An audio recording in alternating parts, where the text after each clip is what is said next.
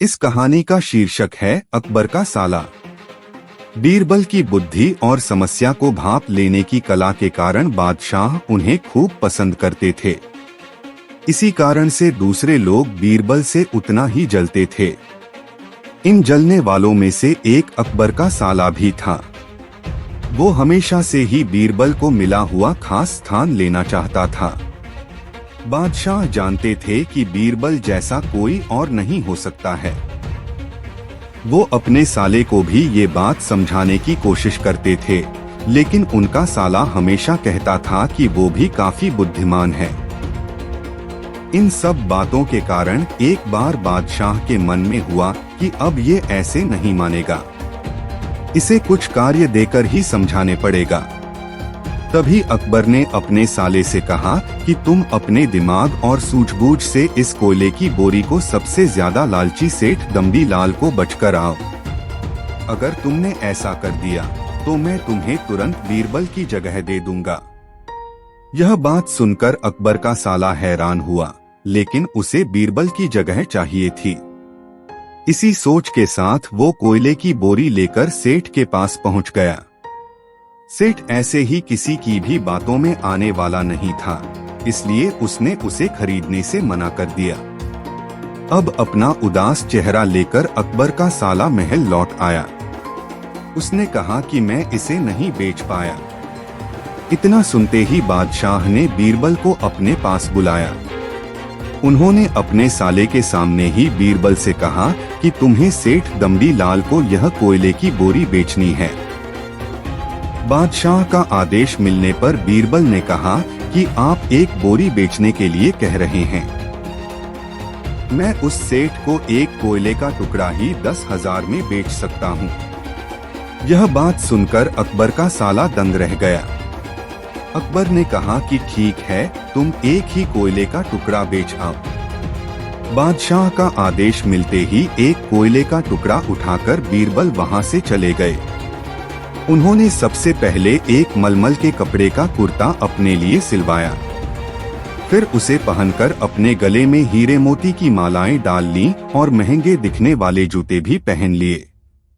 इतना सब करने के बाद बीरबल ने उस कोयले के टुकड़े को सुरमा यानी काजल की तरह बारीक पीसकर एक कांच की डिब्बी में डलवा लिया।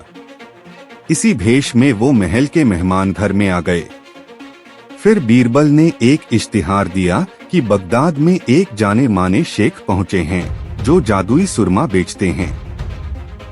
सुरमे की खासियत में बीरबल ने लिखवाया कि इसे लगाने वाला अपने पूर्वजों को देख सकता है। यदि पूर्वजों ने कोई धन छुपा कर रखा है तो वो उसका पता भी बता देंगे।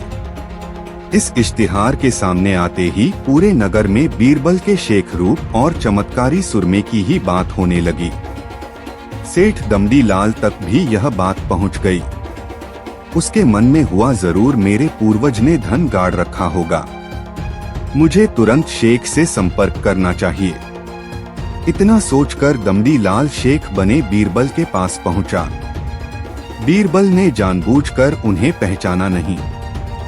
सेठ ने शेख से कहा कि मुझे सुरमे की डिब्बी चाहिए। शेख ने जवाब दिया, बिल्कुल लीजिए, लेकिन एक डिब्बी की कीमत 10,000 रुपए है। सेठ काफी चालाक था। उसने शेख से कहा कि मैं पहले सुरमा आंखों पर लगाना चाहता हूँ, उसके बाद पूर्वजों के दिखने पर ही मैं 10,000 रुपए दूंगा। शेख बने बीरबल ने कहा कि ठीक है, आपको ऐसा करने की इजाजत है। बस आपको सुरमे की जांच करने के लिए चौराहे पर चलना होगा। चमत्कारी सुरमे का करिश्मा देखने के लिए वहां लोगों की भीड़ लग गई। तब बीरबल बने शेख जोर जोर से कहने लगे कि इस चमत्कारी सुरमे को सेठ जी लगाएंगे।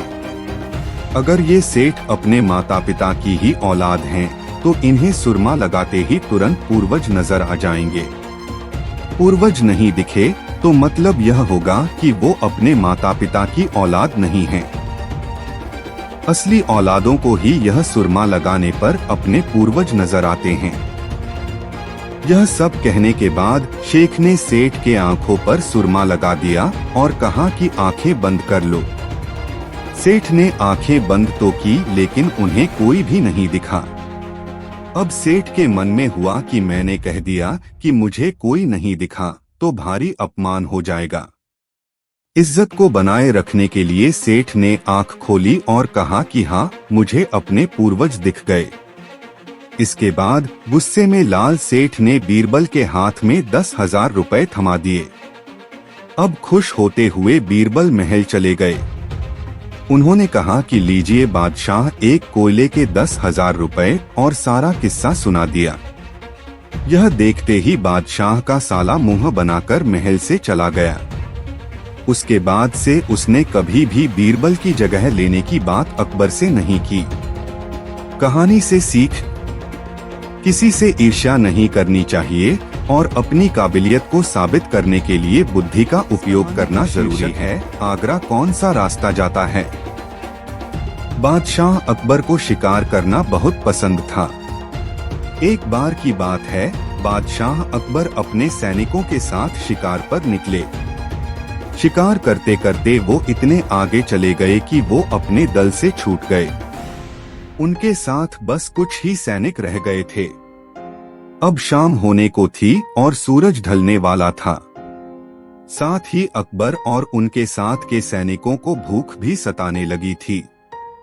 काफी दूर निकल आने पर बादशाह अकबर को यह एहसास हुआ कि वो रास्ता भटक गए हैं। वहां आसपास कोई नजर भी नहीं आ रहा था जिससे रास्ते के बारे में पूछा जा सकता था। थोड़ी दूर और चलने पर उन्हें एक तिराहा नजर आया। बादशाह को यह देखकर थोड़ी खुशी हुई कि चलो, इनमें से कोई न कोई रास्ता राजधानी तक तो जाता ही होगा। लेकिन सभी इसी उलझन में थे कि किस रास्ते पर चला जाए।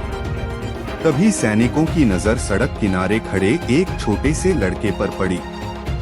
वह लड़का बड़ी हैरानी से महाराज के घोड़े और सैनिकों के हथियारों को देख रहा था। सैनिकों ने उस बालक को पकड़कर महाराज के सामने पेश किया। बादशाह अकबर ने लड़के से पूछा, ऐ लड़के, इनमें से कौन सा रास्ता आगरा जाता है? यह बात सुनकर वह बच्चा जोर जोर से हंसने लगा। यह देखकर राजा को बहुत गुस्सा आया, लेकिन उन्होंने शांत भाव से उससे उसकी हंसी का कारण पूछा। लड़के ने जवाब दिया, यह रास्ता चल नहीं सकता है तो यह आगरा कैसे जाएगा? आगरा पहुंचने के लिए तो आपको खुद चलना पड़ेगा। महाराज उस लड़के की सूझबूझ को देखकर चकित रह गए। उन्होंने प्रसन्न होकर उस बच्चे का नाम पूछा। लड़के ने जवाब में अपना नाम महेश दास बताया। महाराज ने उसे इनाम में सोने की अंगूठी दी और दरबार में आने का न्योता दिया। इसके बाद बादशाह अकबर ने लड़के से पूछा, क्या तुम मुझे बता सकते हो कि किस रास्ते पर चलने से मैं आगरा पहुंच पाऊंगा? लड़के ने बड़ी ही शालीनता से सही रास्ता बताया और महाराज अपने सैनिकों के साथ आगरा की ओर चल पड़े।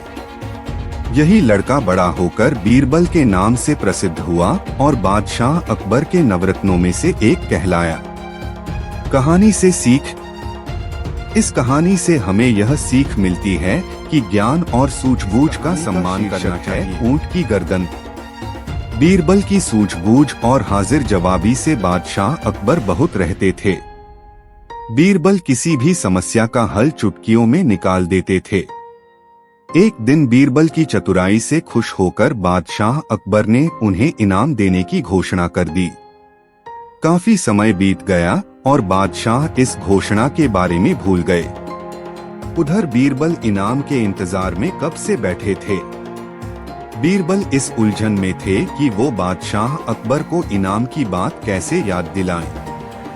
एक शाम बादशाह अकबर यमुना नदी के किनारे सैर का आनंद उठा रहे थे कि उन्हें वहां एक ऊंट घूमता हुआ दिखाई दिया।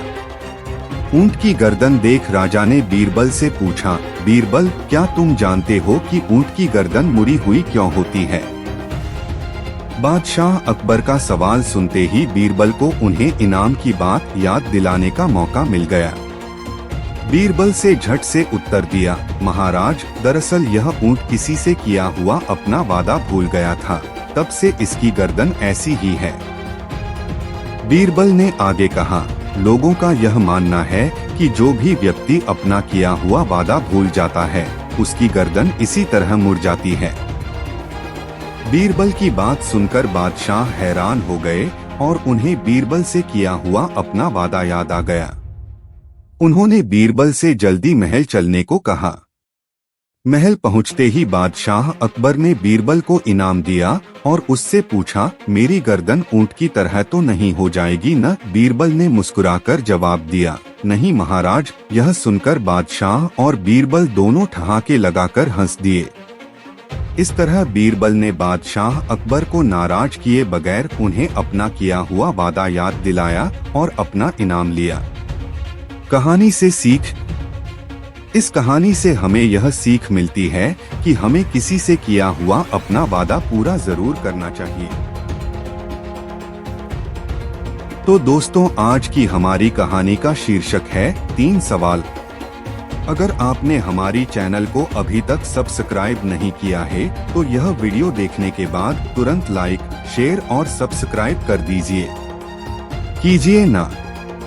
महाराजा अकबर बीरबल की हाजिर जवाबी के बड़े कायल थे। उनकी इस बात से दरबार के अन्य मंत्री मन ही मन बहुत जलते थे। उनमें से एक मंत्री, जो महामंत्री का पद पाने का लोभी था, ने मन ही मन एक योजना बनाई।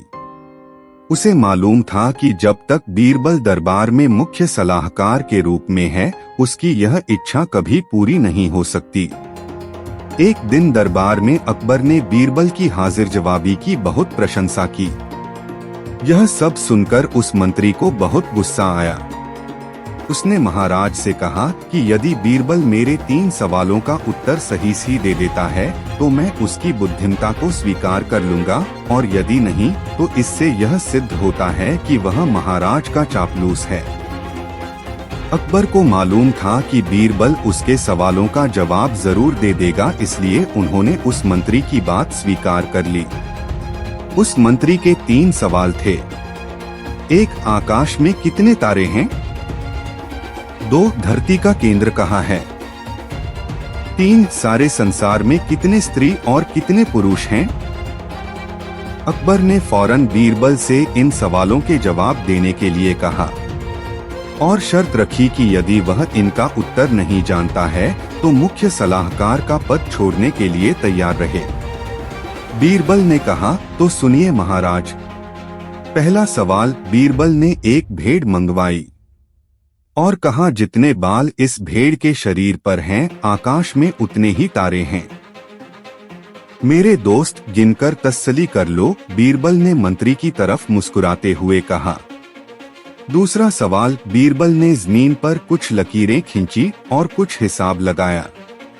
फिर एक लोहे की छड़ मंगवाई गई और उसे एक जगह गाड़ दिया और बीरबल ने महाराज से कहा, महाराज, बिल्कुल इसी जगह धरती का केंद्र है, चाहे तो आप स्वयं जांच लें। महाराज बोले, ठीक है, अब तीसरे सवाल के बारे में कहो। अब महाराज, तीसरे सवाल का जवाब बड़ा मुश्किल है, क्योंकि इस दुनिया में कुछ लोग ऐसे हैं जो ना तो स्त्री की श्रेणी में आते हैं और ना ही पुरुषों की श्रेणी। उनमें से कुछ लोग तो हमारे दरबार में भी उपस्थित हैं, जैसे कि ये मंत्री जी। महाराज, यदि आप इनको मौत के घाट उतरवा दें तो मैं स्त्री पुरुष की सही संख्या बता सकता हूँ। अब मंत्री जी सवालों का जवाब छोड़कर थर-थर कांपने लगे और महाराज से बोले, महाराज, बस मुझे मेरे सवालों का जवाब मिल गया। मैं बीरबल की बुद्धिमानी को मान गया हूँ। महाराज हमेशा की तरह बीरबल की तरफ पीठ करके हंसने लगे और इसी बीच वह मंत्री दरबार से सबसे बड़ा हथियार। बादशाह अकबर कामकाज के अलावा भी कई चीजों के बारे में बीरबल से बातचीत किया करते थे। ऐसे ही बैठे बैठे एक दिन बादशाह ने बीरबल से पूछा कि इस दुनिया में सबसे बड़ा हथियार तुम्हारे हिसाब से कौन सा होता है? इस बात के जवाब में बीरबल ने कहा कि संसार में आत्मविश्वास से बड़ा हथियार कुछ और नहीं हो सकता है। यह बात अकबर के समझ में नहीं आई, लेकिन फिर भी उन्होंने कुछ नहीं कहा। उनके मन में हुआ कि समय आने पर इस बात की परख की जाएगी। कुछ दिनों बाद राज्य में एक हाथी बेकाबू हो गया। पता करने पर समझ आया कि वो पागल हो गया है। उसे कर्मचारियों ने जंजीरों से जकड़ लिया था। इसकी खबर जैसे ही बादशाह को पहुंची तो उन्होंने सीधे महावत से कहा कि जब भी तुम्हें बीरबल आता दिखे तो हाथी की जंजीरों को खेल देना। यह सुनकर महावत हैरान हो गया, लेकिन बादशाह का आदेश था, इसलिए सिर झुकाकर चला गया। अब अकबर ने बीरबल को महावत के पास जाने के लिए कहा। महावत ने भी बादशाह के आदेश का पालन करते हुए बीरबल को आते देख हाथी को जंजीरों से मुक्त कर दिया। बीरबल को इस बात की खबर नहीं थी, इसलिए वो आराम से चल रहे थे। तभी उनकी नजर चिंघाड़ते हुए हाथी पर पड़ी। जैसे ही उन्होंने देखा कि हाथी उनकी ही तरफ आ रहा है, वो कुछ समझ नहीं पाए। कुछ ही देर में उनके दिमाग में हुआ कि बादशाह ने मेरी आत्मविश्वास वाली बात को परखने के लिए ही इस हाथी को मेरे पीछे छोड़ने का आदेश दिया होगा। अब बीरबल इधर उधर भागने की सोच रहे थे, लेकिन ऐसा कुछ हो नहीं पाया। सामने से हाथी आ रहा था और अगल बगल में भागकर जाने की जगह नहीं थी। इतने में हाथी बीरबल के काफी करीब पहुंच गया। तभी बीरबल ने सामने एक कुत्ते को देखा और उसे टांगों से पकड़कर हाथी की तरफ फेंक दिया। कुत्ते चीखते हुए हाथी से टकराया। उसकी ऐसी चीखें सुनकर हाथी वापस उल्टी दिशा में भागने लगा। कुछ ही देर में इस बारे में बादशाह अकबर को पता चला। तब जाकर उन्होंने माना कि आत्मविश्वास ही मनुष्य का सबसे बड़ा हथियार है। कहानी से सीख: हर किसी की बात पर यूं ही भरोसा नहीं कर लेना चाहिए। बात की जांच और परख करना जरूरी है। दूसरी सीख यह है कि इंसान समय से पहले उम्मीद न छोड़े तो परेशानी से बाहर निकला जा सकता है। पर बीरबल की कहानी सुनेंगे और शीर्षक का नाम है सबसे बड़ा मनहूस कौन। एक बार की बात है, बादशाह अकबर बिस्तर से ही अपने सेवकों को पानी लाने का आदेश दे रहे थे। उसी समय बादशाह के कमरे के पास से कूड़ा साफ करने वाला सेवक गुजर रहा था। उसने जब देखा कि अकबर को प्यास लगी है, लेकिन उनके आसपास कोई सेवक नहीं है, तो वो खुद ही बादशाह के लिए पानी ले गया। उस कूड़ा उठाने वाले सेवक को पानी लिए अपने कमरे में खड़ा देखकर अकबर चौंक गए, लेकिन उन्हें प्यास बहुत लगी थी। ऐसे में बिना ज्यादा सोचे समझे अकबर ने उसका लाया हुआ गिलास पकड़ा और पानी पी लिया। उसी वक्त अकबर के कुछ खास कार्यकर्ता उनके कमरे में पहुंचे। उन्होंने कूड़ा उठाने वाले सेवक को वहां देखते ही उसे कमरे से तुरंत बाहर जाने के लिए कहा। फिर उन्होंने कुछ देर बादशाह से बात की और वो भी उनके कमरे से चले गए। तभी कुछ देर बाद बादशाह अकबर का पेट खराब होने लगा। जैसे जैसे दिन ढलता गया, उनकी तबीयत और बिगड़ गई। बादशाह की ऐसी हालत देखकर बड़े से बड़ा हकीम बुलवाया गया, लेकिन दवाई लेने के बाद भी उनकी तबीयत में कोई सुधार नजर नहीं आ रहा था। तभी राज वैद्य ने बादशाह को ज्योतिष बुलवाने का सुझाव देते हुए कहा, बादशाह, लगता है आप पर मनहूस इंसान का साया पड़ गया है। राज वैद्य की बात का मान रखते हुए अकबर ने ज्योतिष को बुलाने का आदेश दिया। तभी अकबर के मन में हुआ, किसी मनहूस की परछाई तो मुझ पर पड़ी नहीं, बस कूड़ा साफ करने वाले का लाया हुआ पानी मैंने पिया था। यह सोचते ही उन्होंने उस कचरा साफ करने वाले कर्मचारी को सजाए मौत सुना दी। बादशाह का आदेश मिलते ही सिपाहियों ने उस नौकर को जेल में डाल दिया। कुछ देर बाद बादशाह के इस आदेश के बारे में बीरबल को पता चला। वो तुरंत उस कर्मचारी के पास पहुंचे और कहा कि तुम चिंता मत करना, मैं किसी न किसी तरकीब से तुम्हें बचा ही लूंगा। इतना कहकर बीरबल तुरंत बादशाह अकबर के पास पहुंच गए। बीरबल ने बादशाह से पूछा, आपको क्या हुआ है? कैसे इतना बीमार पड़ गए? जवाब में अकबर बोले, बीरबल, एक मनहूस इंसान की छाया मुझ पर पड़ गई और मैं बीमार हो गया। बादशाह का जवाब सुनते ही बीरबल उन्हीं के सामने हंसने लगे। यह देखकर अकबर को बहुत खराब लगा। उन्होंने कहा, बीरबल तुम मेरी बीमारी का मजाक उड़ा रहा हो। बीरबल ने कहा, नहीं नहीं बादशाह, मुझे तो बस इतना कहना है कि अगर मैं आपके सामने उस कूड़ा उठाने वाले कर्मचारी से भी बड़ा मनहूस इंसान ले आऊं तो क्या आप नौकर की सजा माफ कर दोगे? अकबर ने पूछा, उससे भी बड़ा मनहूस कोई हो सकता है क्या? चलो तुम किसी बड़े मनहूस को ले आते हो तो मैं उस व्यक्ति को मुक्त कर दूंगा। तभी तपाक से बीरबल बोल पड़े कि महाराज, उससे बड़े मनहूस आप स्वयं ही हैं। उस मामूली नौकर ने तो बस आपकी प्यास बुझाने के लिए आपको पानी दिया, लेकिन आपको लग रहा है कि उसके कारण आपकी तबीयत खराब हो गई है। उस बेचारे नौकर का तो सोचिए जरा, वो तो आपको पानी पिलाने की वजह से जेल में पहुंच गया।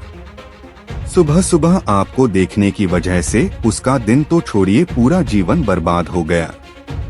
अब कुछ देर में उसे मौत की सजा मिल जाएगी। अब आप ही बताइए, तबीयत खराब होना बड़ी मनहूसियत है या मौत की सजा मिलना? आगे बीरबल बोले, अब आप खुद को मौत की सजा मत देना, क्योंकि आप हम सभी के बादशाह हैं और हमें जान से भी ज्यादा प्यारे हैं। बीरबल की ऐसी बुद्धिमता वाली बातें सुनकर बीमार अकबर जोर से हंस पड़े। उन्होंने तुरंत ही सिपाहियों को कूड़ा उठाने वाले उस नौकर को जेल से रिहा करने का आदेश दिया। साथ ही साथ उसकी मौत की सजा भी माफ कर दी। कहानी से सीख, किसी की भी बातों पर आकर फैसला नहीं लेना चाहिए और अंधविश्वासी तो बिल्कुल भी नहीं होना चाहिए। बीरबल की कहानी सब बह जाएंगे। एक बार शहंशाह अकबर अपने साथ बीरबल को शिकार पर ले गए। उनके साथ सेना की एक टुकड़ी और कुछ सेवक भी थे। शिकार करके कुछ एक दिनों में अकबर लौटने लगे। तभी रास्ते पर एक गांव को देखकर बादशाह के मन में उसके बारे में जानने की इच्छा जगी। उन्होंने तुरंत अपने साथ आए बीरबल से पूछा कि क्या तुम इस गांव के बारे में कुछ जानते हो? मुझे इस जगह के बारे में जानना है। बीरबल ने जवाब दिया, शहंशाह, मुझे भी इस गांव के बारे में कुछ नहीं पता है। अपने राज्य के इस गांव की तरफ मैं भी पहली बार ही आया हूँ। आप यहाँ के बारे में जानना चाहते हैं तो मैं किसी से पूछकर बताता हूँ। तभी बीरबल की नजर एक आदमी पर पड़ी। उन्होंने उसे अपने पास बुलाकर पूछा, भाई क्या तुम इसी गांव के रहने वाले हो? अगर हाँ तो इस गांव के बारे में मुझे सब कुछ बता दो। यहाँ सब बढ़िया तो चल रहा है ना? वो आदमी बीरबल के सवालों का जवाब दे ही रहा था कि उसकी नजर बादशाह पर पड़ गई। उसने उन्हें पहचान लिया। फिर बोला कि साहब, आप लोगों के राज में यहाँ कुछ खराब कैसे हो सकता है? यहाँ सब कुछ बढ़िया है। तब बादशाह ने उससे पूछा कि तुम्हारा नाम क्या है? उस व्यक्ति ने जवाब में कहा, मेरा नाम गंगा है। बादशाह फिर बोले, पिता का नाम? जवाब मिला, जमुना। इतना सुनकर बादशाह ने पूछा कि फिर तो जरूर तुम्हारी माँ का नाम सरस्वती होगा? उसने कहा कि नहीं हुजूर, मेरी माँ का नाम नर्मदा है। इन सभी बातों को सुनकर बीरबल को हंसी आ गई और उन्होंने मजाकिया अंदाज में कहा, बादशाह, अब यहाँ से आगे बढ़ना सही नहीं है। यहाँ सारी नदियाँ हैं। आपके पास नाव भी नहीं है तो आगे मत जाइए। आगे बढ़ने के लिए नाव का होना जरूरी है, नहीं तो डूबने का डर बना रहेगा और यहाँ ज्यादा देर रुके तो सब कुछ बह जाएगा। बीरबल की यह बात सुनकर बादशाह को भी जोर से हंसी आ गई। वो व्यक्ति भी बीरबल का मजाक सुनकर मुस्कुराते हुए वहां से चला गया। कहानी से सीख, हर दम व्यक्ति को गंभीर रहने की जरूरत नहीं होती है, हंसी मजाक करना भी जरूरी। बीरबल की कहानी, बीरबल की योग्यता। बादशाह अकबर के दरबार में बीरबल का बोलबाला था। बीरबल की चतुराई और सूझबूझ ने उन्हें बादशाह का खास बना दिया था। इस कारण दरबार में बहुत से लोग बीरबल से जलते थे। इन लोगों में बादशाह अकबर के साले साहब भी थे। साले साहब बीरबल को नीचा दिखाने के लिए कोई भी मौका नहीं छोड़ते थे, लेकिन हर बार उन्हें ही मुंह की खानी पड़ती थी। बेगम का भाई होने की वजह से बादशाह भी उसे कुछ नहीं कहते थे। एक दिन बीरबल की गैरमौजूदगी में साले साहब ने बादशाह अकबर से दीवान पद की मांग कर डाली। बादशाह ने साले साहब की परीक्षा लेने की सोची। उन्होंने साले साहब से कहा, आज मुझे सुबह सुबह महल के पीछे बिल्ली के बच्चों की आवाज सुनाई दी है। लगता है कि किसी बिल्ली ने बच्चे दिए हैं। जाकर देखकर आओ कि यह बात सच है या नहीं। साले साहब झट से महल के पीछे गए और वापस आकर बोलते हैं, आपकी बात सच है, महल के पीछे एक बिल्ली ने बच्चों को जन्म दिया है। बादशाह ने कहा, कच्चा, जरा यह बताओ कि बिल्ली ने कितने बच्चों को जन्म दिया है। गसाले साहब ने जवाब में कहा, यह तो मुझे नहीं पता, मैं अभी पता करके आता हूँ महाराज। इतना कहकर वो फिर से महल के पीछे गए और वापस आकर कहते हैं, महाराज, बिल्ली 5 बच्चों की माँ बनी है। बादशाह अकबर ने पूछा, कच्चा, जरा यह बताओ कि उन 5 बच्चों में से कितनी मादा हैं और कितने नर हैं। गसाले साहब ने जवाब में कहा, मैंने यह तो देखा ही नहीं, मैं अभी देखकर आता हूँ। इतना कहकर वो फिर से महल के पीछे जाते हैं और थोड़ी देर बाद आकर कहते हैं, महाराज, बिल्ली के 5 बच्चों में से 3 नर हैं और 2 मादा हैं। बादशाह अकबर ने अपने साले साहब से फिर से एक सवाल पूछा, और बिल्ली के नर बच्चे किस रंग के हैं। सवाल के जवाब में साले साहब ने कहा, मैं अभी देखकर आता हूँ। बादशाह अकबर ने कहा, रहने दो, बैठ जाओ। इतने में बीरबल राज दरबार में पहुंच चुके थे। बादशाह ने बीरबल से कहा, बीरबल, महल के पीछे बिल्ली ने बच्चों को जन्म दिया है, जरा देखकर आओ कि क्या यह बात सही है। बीरबल ने कहा, मैं अभी देखकर आता हूँ महाराज। ऐसा कहकर वह महल के पीछे देखने के लिए चले गए। वापस लौटकर बीरबल ने बादशाह अकबर को बताया, महाराज, बिल्ली ने बच्चों को जन्म दिया है। बादशाह ने बीरबल से पूछा, बिल्ली कितने बच्चों की माँ बनी है। और बीरबल ने तुरंत जवाब दिया, महाराज, 5 बच्चों की। बादशाह ने फिर से सवाल किया, और बिल्ली के बच्चों में से कितनी मादा हैं और कितने नर हैं। और बीरबल ने तुरंत जवाब दिया, महाराज, 3 नर और 2 मादा। बादशाह अकबर ने एक बार फिर से बीरबल से सवाल किया, बिल्ली के नर बच्चे किस रंग के हैं। और बीरबल ने तुरंत जवाब दिया, महाराज, 2 नर बच्चों का रंग काला और एक का बादामी है। अब महाराज ने पास बैठे अपने साले साहब की तरफ देखा और पूछा, तुम्हारा इस बारे में क्या कहना है। गसाले साहब शर्मिंदगी से सिर झुकाए बैठे रहे और कुछ न कह सके। कहानी से सीख। इस कहानी से हमें यह सीख मिलती है कि हमें किसी की सफलता से जलना नहीं चाहिए। अकबर बीरबल की कहानी, बुद्धि से भरा बर्तन। एक बार की बात है, राजा अकबर व उनके प्रिय बीरबल के बीच कुछ मनमुटाव हो गया।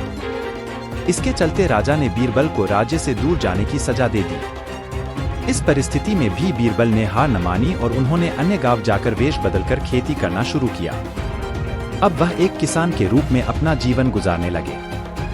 शुरू में तो राजा अकबर के लिए सब कुछ सामान्य सा था, लेकिन कुछ ही दिन बीते थे कि राजा को अपनी गलती का एहसास होने लगा।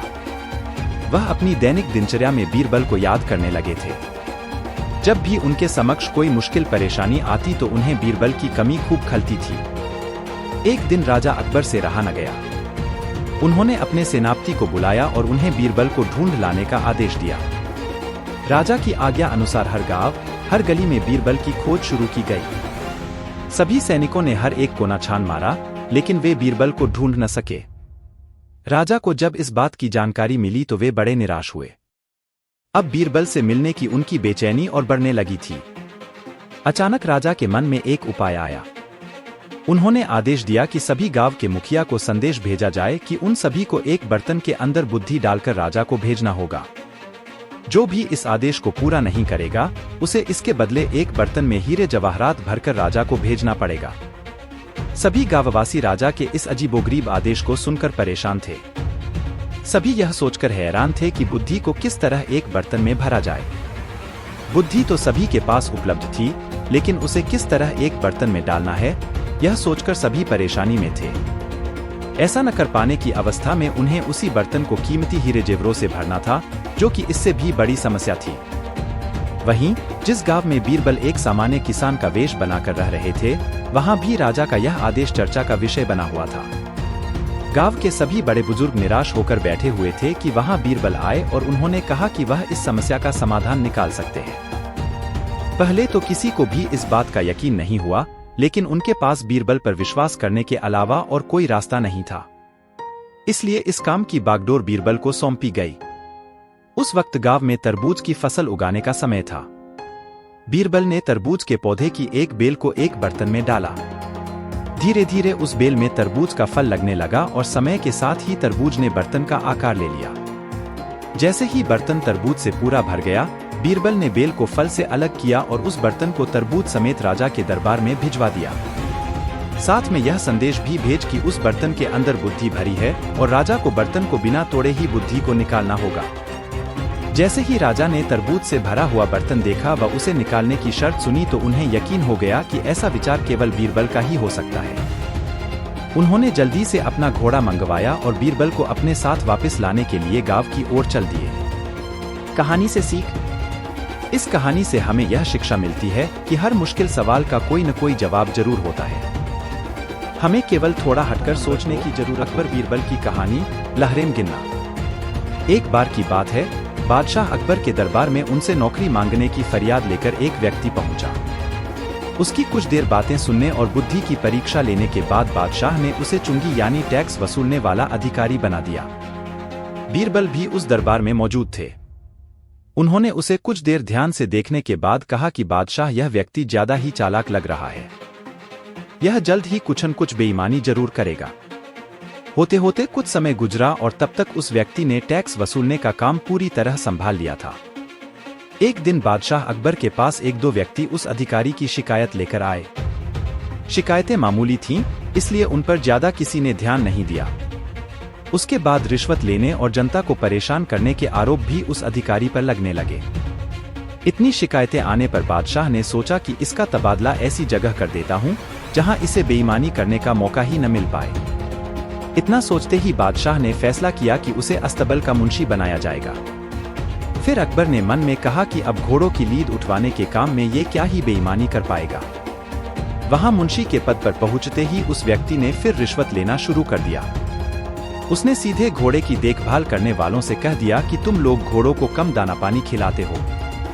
इसका पता बादशाह को चला है, इसलिए मुझे लीद को तोलने के लिए भेजा है। अब अगर लीद का वजन कम हुआ तो सबकी शिकायत बादशाह से कर दूंगा। इस तरह से उस मुंशी से परेशान होकर हर घोड़े के हिसाब से उसे 1 रुपये लोगों ने देना शुरू कर दिया। यह बात भी कुछ समय बाद अकबर तक पहुंच गई। उन्होंने मुंशी को सीधे यमुना की लहरें गिनने का कार्य सौंप दिया।